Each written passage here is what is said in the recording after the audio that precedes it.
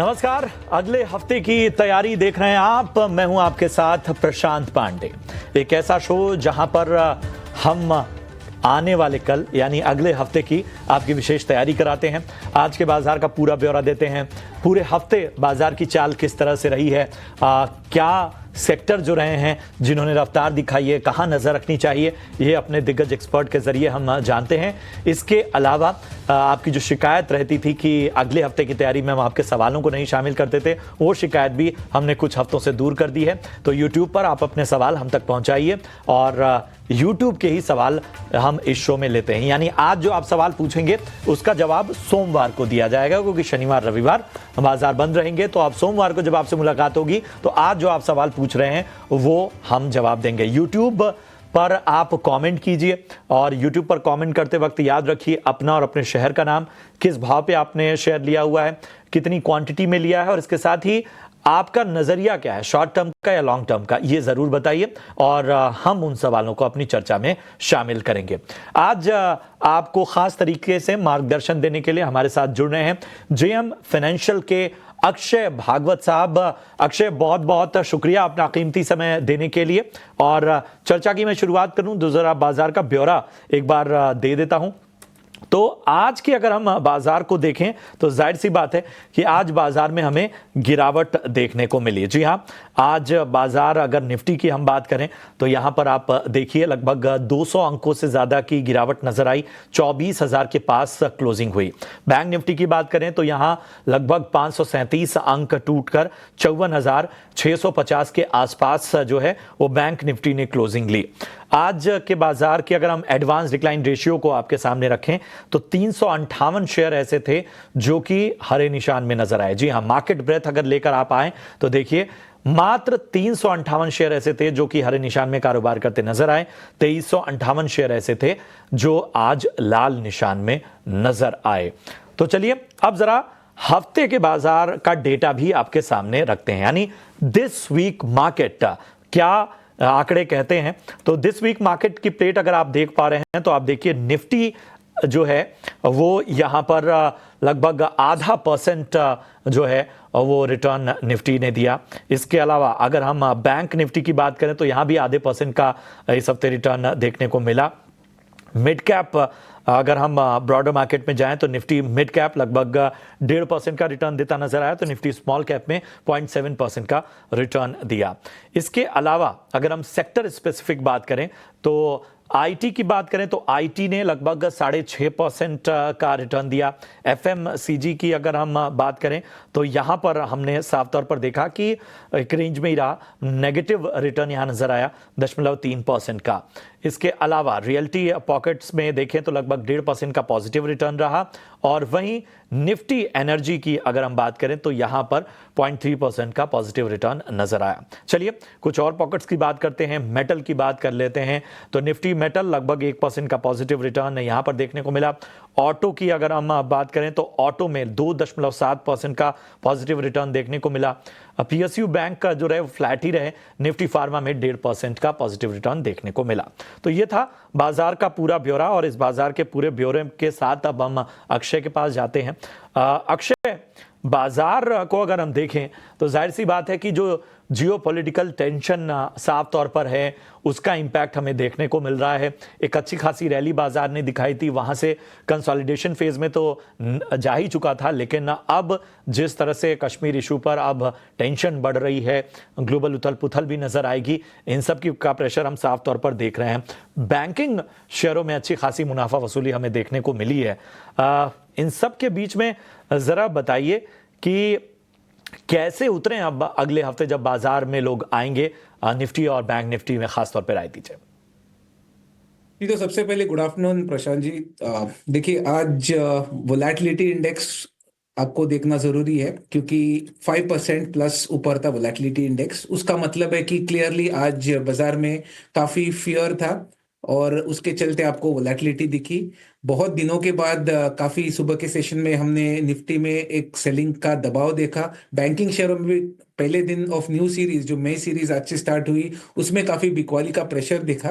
पर मेरा मानना है कि मंडे, क्योंकि हम अगले हफ्ते की बात कर रहे हैं, मंडे को बाजार कैसा खुलता है और पहले दिन कैसे रिएक्ट करता है ये बहुत ही क्रूशियल लेगा। लेवल्स को आपको बहुत बारीकी से फॉलो करना है। 23,800 निफ्टी स्पॉट, ये एक बहुत ही अहम पिवोटल सपोर्ट जोन है निफ्टी का। कुछ दिन पहले हमने इसी स्तर से ब्रेकआउट करा था, और ये ब्रेकआउट के बाद निफ्टी का जो है ओवरऑल जो सेटअप था शॉर्ट टर्म हफ्ते भर वीकली नजरिए से अभी भी पॉजिटिव है। आज आप देखिए 23,850 के सपोर्ट जोन को रिस्पेक्ट करके ही बाजार ने एक 150-200 पॉइंट की लोएस्ट पॉइंट से रिकवरी की है। तो आने वाले हफ्ते में अभी भी व्यू पॉजिटिव है जब तक 23,800 होल्ड कर रहा है। निफ्टी में आप अगर ये सपोर्ट्स होल्ड करें तो 24,500 और 24,750 ये दो टारगेट बना के बाइंग ही तरफ आप पोजीशन बना के आप होल्ड कर सकते हैं।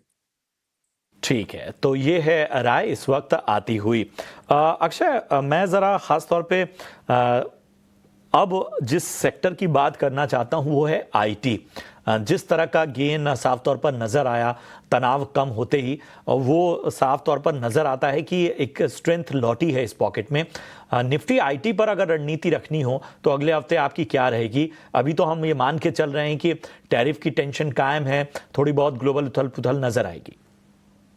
देखिए करंट जो मार्केट का जो सिनारियो है उसमें आईटी पैक जो है एक डिफेंसिव बेट के आप और डिफेंसिव बेट करके आप इसमें आप पोजीशंस बिठा सकते हैं अभी, क्योंकि अगर आप देखें आईटी का जो जर्नी था गए 4 महीने में काफी सेलिंग का दबाव बना हुआ था। अभी कुछ दिनों से एक अच्छी खासी हमने रिकवरी देखी है, और सबसे एक पॉजिटिव बात है कि कुछ नतीजे जो थे दिग्गज आईटी शेयरों के वो इन लाइन एक्सपेक्टेशंस के साथ थे। फिर भी जो स्टॉक्स का रिएक्शन हमने रिजल्ट के बाद देखा वो एक पॉजिटिव नजरिया देखा। मिनिमम 2 to 3% एवरेज रिजल्ट दिन के बाद स्टॉक्स में गेन होते हुए हमने देखा हुआ है।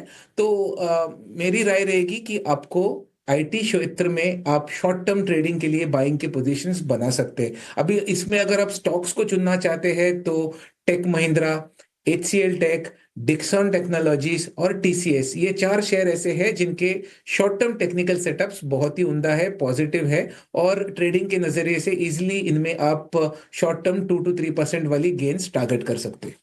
ठीक है, तो ये है आईटी पे नज़रिया। एक और स्टॉक पे खास तौर पे चर्चा करना चाहेंगे आपसे, और वो है खास तौर पे एसबीआई लाइफ। अच्छे नतीजे रहे, ब्रोकरेज की बुलिश रिपोर्ट भी आई, और उसका इम्पैक्ट हमने एसबीआई लाइफ में साफ तौर पर देखा। अब यहां से क्या नजरिया बन रहा है, कैसे देख रहे हैं आप एसबीआई लाइफ को? जी देखिए, नतीजे काफी अच्छे थे, स्ट्रॉन्ग गैप अप हमने देखा, तगड़े वॉल्यूम्स भी आज हमने ये स्टॉक में पार्टिसिपेशन देखा है।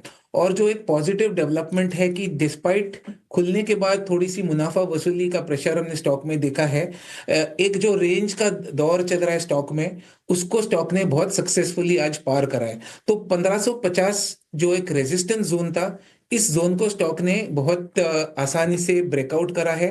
ये एक शॉर्ट टर्म पॉजिटिव डेवलपमेंट है, और इस डेवलपमेंट के चलते आने वाले दिनों में आप ये स्टॉक में 1850 से लेके 1900 ये दो टारगेट का सेटअप बनता हुआ दिख रहा है। तो कुल मिला के एक पॉजिटिव नजरिया है एसबीआई लाइफ इंश्योरेंस में। 1600 का एक पोजिशनल सपोर्ट है, और करीबन 1900 ये एक मीडियम टर्म टारगेट प्रोजेक्शन बनेगा। मीडियम टर्म का टारगेट 1900 तक का एसबीआई लाइफ में नजर आ सकता है। 1600 जो है वो सपोर्ट लेवल के तौर पे काम कर सकता है। अक्षय, पीएसयू इस पर हम एक प्रेशर साफ तौर पर देख रहे हैं, वजह साफ तौर पर बहुत सारी हैं। इन सब के बीच में अब यहाँ से लोगों के मन में, क्योंकि बहुत सारे जो लोग हैं वो पीएसयू में अपनी पोजीशन बना के चलते हैं। हमने देखा कि गेल, आईओसी, एचपीसीएल, बीपीसीएल ये सभी टूटते नजर आए। पीएफसी और आरईसी के शेयरों में भी जो है वो काफ़ी गिरावट देखने को मिली। हमें बताइए पीएसयू स्टॉक्स में क्या रणनीति लेकर चली जाए? देखिए, पीएसयू स्टॉक्स जो थे उनमें हमने एक रैली तो बढ़िया देखी है, बट ये जो ब्रॉडर मार्केट जिस तरीके का सेटअप अभी हम देख रहे हैं, थोड़ा सा एक चॉपी मार्केट है, उसमें स्टेबिलिटी नहीं दिख पा रही है। पीएसयू बिल्कुल जैसे आपने कहा रिकवरी जरूर की है, बट शॉर्ट टर्म में थोड़ा सा चॉपीनेस इनमें बना रहेगा, क्योंकि अभी तक कोई न्यूज़ ऐसा सपोर्टिव नहीं है कि स्टॉक्स का जो अगर कोई फॉल भी आता है उसको स्टॉक्स के फॉल को कुशन करे। तो कुल मिला के अगर इन स्टॉक्स में मुझे पॉजिटिव प्राइस सेटअप्स को ढूंढना है तो पीएफसी BHEL और स्टेट बैंक ऑफ इंडिया, ये तीन PSU रिलेटेड स्टॉक्स है जिनमें FNO का एक्सपोजर है। इनका technical setups short term trading के नजरिए से काफी पॉजिटिव है। आज के वोलेटिलिटी में आपको इन तीनों नामों में डिप दिखेंगे, पर मैं मान रहा हूं कि ये डिप आप बाइंग के मौके या अपॉर्चुनिटी की तरह देखें और वापस इनमें बाइंग की पोजीशंस में आप अगले हफ्ते के लिए री एंट्री करें। तो यहाँ पर आपको विकल्प भी दे दिए गए कि कहाँ पर एंट्री की गुंजाइश बन रही है। चलिए बढ़ते आगे और अब अपने दर्शकों के सवालों को चर्चा में शामिल करते हैं। पहला सवाल जो है वो हमारे पास झारखंड से धीरज कुमार का आया हुआ है और इन्होंने सेंट्रल बैंक में खरीदारी की हुई है और नहीं इनके लेवल्स हमारे पास जी हाँ आ गए हैं। 37 रुपए के भाव पे इन्होंने सेंट्रल बैंक में खरीदारी की हुई है और शॉर्ट टर्म का नजरिया चाहते हैं। बताएं क्या करना चाहिए। जी, तो सेंट्रल बैंक ऑफ इंडिया में आपको शॉर्ट टर्म का नजरिया देख रहे हो आप, तो कुल मिला के जो मैं प्राइस पैटर्न देख रहा हूँ, एक तरफा स्टॉक में काफी महीनों से दबाव है। मेरे हिसाब से शायद एक साल के ऊपर हो चुका है कि कोई मंथ ऑन मंथ हमने गेन्स ये स्टॉक में बनती हुई नहीं दिखी है। रिसेंट बैंकिंग रैली में भी कहीं ना कहीं ये बैंक ने अभी तक कुछ रिकवरी के रैली के अटेम्प्ट नहीं दिखाया है। तो कुल मिला के एक नेगेटिव टेक्निकल सेटअप इंटैक्ट है। कोई भी सपोर्ट, ठोस सपोर्ट बनने के संकेत अभी तक मुझे चार्ट्स पे दिख नहीं पा रहे, तो मैं एग्जिट की राय दूंगा। अगर आपका नजरिया शॉर्ट टर्म का है तो एग्जिट की राय बनेगी सेंट्रल बैंक ऑफ इंडिया में। हाँ से इन भाव पे या इनके आसपास कौन सा शेयर आपको अट्रैक्टिव लगता है। जी देखिए, आपको स्टेट बैंक ऑफ इंडिया आप कंसिडर कर सकते हैं, या Canara Bank, Bank of Baroda, इन ये नाम भी आप सोच सकते हैं। प्राइवेट बैंकिंग में अगर आपको नाम चुनने हैं तो रिसेंटली हमने फेडरल बैंक में काफ़ी अच्छी खासी मोमेंटम बेस्ड तेजी देखी। वो private mid cap banking space में एक स्टॉक है जिसका टेक्निकल सेटअप काफ़ी बढ़िया है, उसको आप चुन सकते हैं। तो कुल मिला के जो FNO स्टॉक्स जिनमें एक्सपोजर है, ये state bank, Bank of Baroda, Canara bank PSU space से, और फेडरल बैंक का जो है प्राइवेट बैंकिंग, ICICI बैंक भी आप कंसिडर कर सकते हैं। तो ये सब जो कैंडिडेट्स है शॉर्ट टर्म टेक्निकल सेटअप्स के माध्यम से आप अगले हफ्ते बाय कर सकते हैं। तो एक विस्तृत नजरिया, एक राय आपको मिलती हुई। अजीत प्रताप सिंह का सवाल लेते हैं। महिंद्रा एंड महिंद्रा में ये इन्होंने खरीदारी की हुई है, 2574 में इन्होंने खरीदारी की हुई है। पूछ रहे हैं कि आगे क्या करना चाहिए। फिलहाल तो मुनाफे में है लेकिन आगे का नजरिया चाहते हैं। अक्षय जी देखिए, महिंद्रा एंड महिंद्रा का मैं फिलहाल मंथली प्राइस चार्ट मेरे स्क्रीन पे देख रहा था, और जिस तरीके का प्राइस पैटर्न है, एक चीज बहुत क्लियरली दिख पा रहा है कि स्टॉक हमेशा 2600 के एरिया के सपोर्ट को रिस्पेक्ट करता है और वहां से एक प्राइस उछलने की टेंडेंसी हमें दिख पा रही है। गए शायद 6 से 8 महीने से ये एक कंटिन्यूस प्राइस पैटर्न बनता हुआ दिख रहा है। तो 2600 से उछाल और 3200 पे रेजिस्टेंस, ये एक प्राइस पैटर्न या प्राइस बैंड बना है M&M में। तो रिसेंटली अगर आप पिछले 2-3 हफ्तों से प्राइस देखे M&M में, वापस 2600 से अच्छे वॉल्यूम्स के साथ स्टॉक ने रिकवरी करी है। तो ये हिस्टोरिकल ट्रेंड के साथ अगर चले तो वापस आप आने वाले दिनों में 3200 ये शायद टारगेट आपका बनता हुआ दिख सकता है 1.5 से 2 महीने के अवधि में, और उसके बाद नए टारगेट खुल जाएंगे ऑल टाइम हाई प्लस के।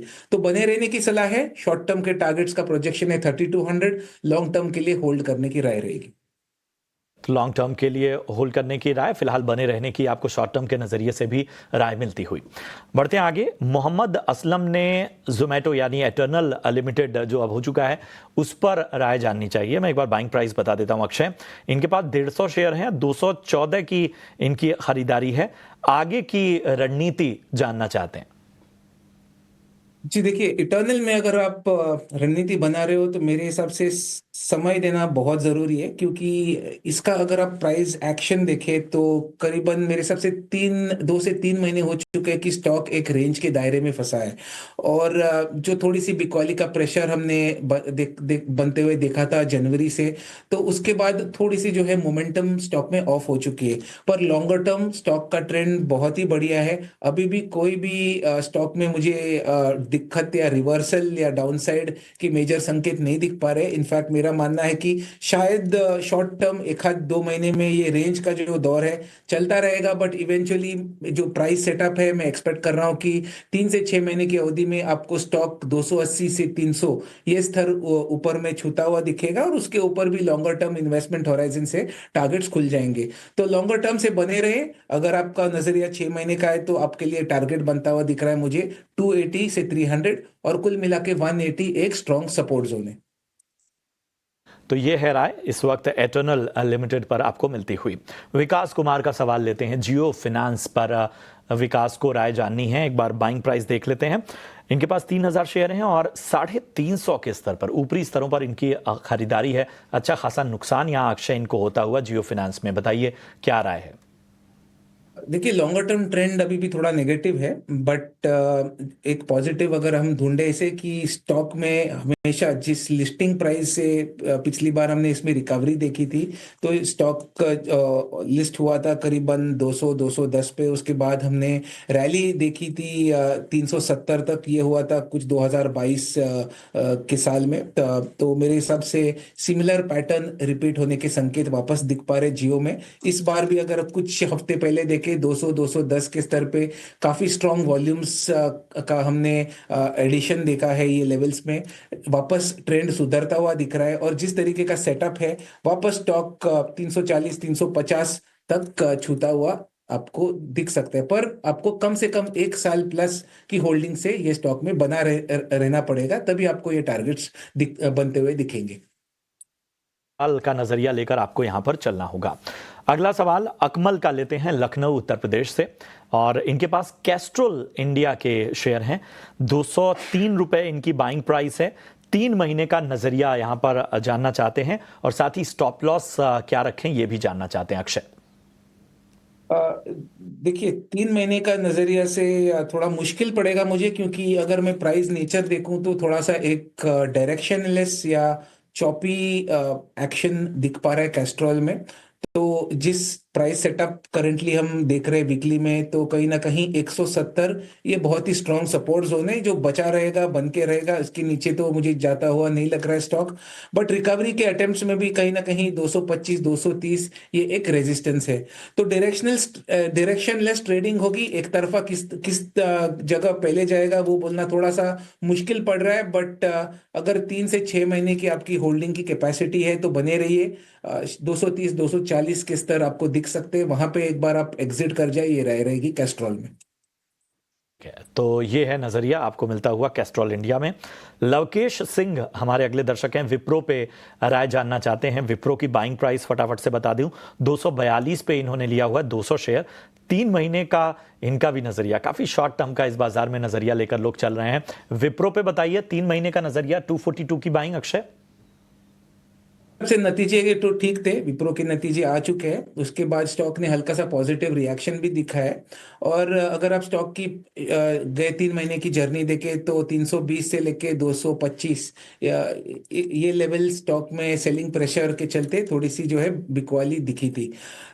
थोड़ा सा अर्ली पड़ रहा है कंक्लूड करने के लिए कि एक स्ट्रॉन्ग सपोर्ट बन चुका है 230 में, तो और एक लोअर लो बनने के थोड़े से संकेत मुझे दिख पा रहे हैं। तो 210 220 ये डाउनसाइड देखने की आपकी तैयारी होनी चाहिए, क्योंकि आईटी क्षेत्र में विप्रो में कोई तगड़ा टेक्निकल सेटअप मुझे अभी तक दिख नहीं पा रहा है। अगर रिकवरी होगी तो 250-55 तक का आप सोच सकते हो। अगर आप इसे एग्जिट करके दूसरा कोई आईटी क्षेत्र के स्टॉक में शिफ्ट करने के लिए ओपन है, तो आप डिक्सन टेक ये स्टॉक के अपने रेडार में रख सकते हैं। वहां पे स्टॉक 19,000 से 20,000 चलने की पोटेंशियल रखता है। तो विप्रो एग्जिट करके डिक्सन टेक में शिफ्ट करने की मेरी राय रहेगी। अगर विप्रो से आप बने रहना चाहते हो तो ज्यादा तेजी की मैं उम्मीद आने वाले दिनों में नहीं कर रहा हूँ। ठीक है, तो ये है राय आपको यहां पर विप्रो पर मिलती हुई। डिक्सन टेक का ज्यादा बढ़िया लगता हुआ। चलिए इसी के साथ अब बढ़ते हैं आगे और लेकर आते हैं आपके लिए वीआईपी शेयर्स।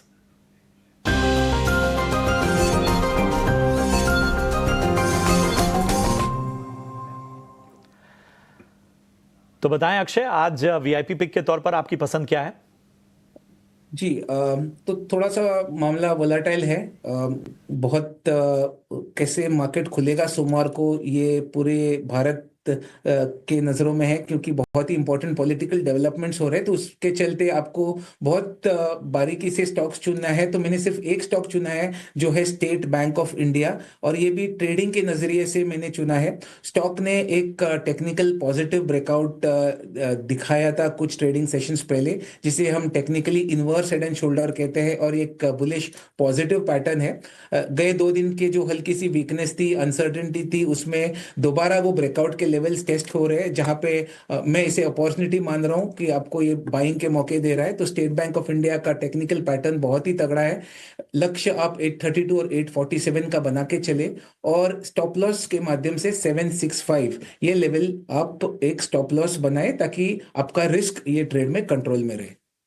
ठीक है, तो ये है राय। एसबीआई ट्रेडिंग के लिहाज से आपको रखना है, तो इसलिए स्टॉप लॉस का ध्यान आपको रखना होगा। शुक्रिया करेंगे अक्षय, आपने अपना समय दिया और निवेशकों का मार्गदर्शन किया, और उम्मीद यही करते हैं कि बाजार और माहौल सभी बेहतर हो। फिलहाल हमसे जुड़ने का बहुत बहुत धन्यवाद।